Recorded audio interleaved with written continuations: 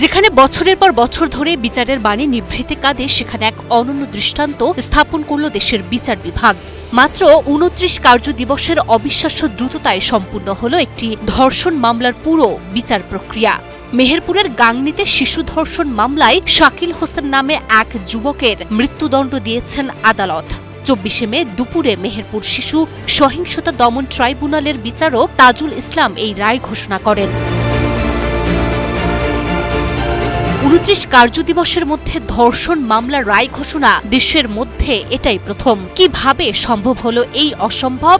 আদালত সূত্রে জানা গেছে, এই ২৯ কার্যদিবসের মধ্যে সশরীরে উপস্থিতির পাশাপাশি ভার্চুয়াল ভিডিও কলের আধুনিক প্রযুক্তি ব্যবহার করে মাত্র ৩ দিনেই সাক্ষীদের জবানবন্দি ও জেরা সম্পূর্ণ করা হয়।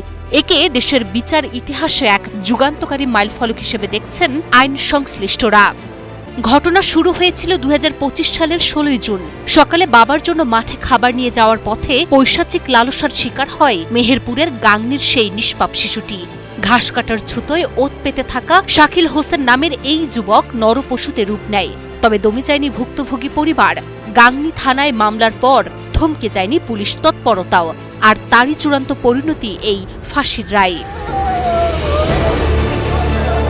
মেহেরপুরের এই রায় যখন দেশজুড়ে স্বস্তি ছড়াচ্ছে, ঠিক তখনই রাজধানীতে শিশু রামিসা আক্তারকে ধর্ষণ ও হত্যার ঘটনায় স্বরাষ্ট্রমন্ত্রী শুনিয়েছেন আশার বাণী।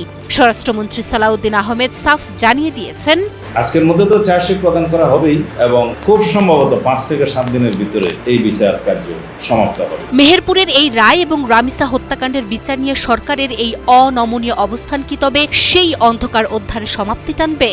দেশের মানুষ এখন চাতক পাখির মতো চেয়ে আছে আইনের এই বজ্র মুষ্টি যেন কেবল কাগজের পাতায় বা ২-১টি আলোচিত মামলাতেই সীমাবদ্ধ না থাকে। দেশের প্রতিটি কোণায় প্রতিটি নির্যাতিতের জন্য এভাবেই যেন সুনিশ্চিত হয়।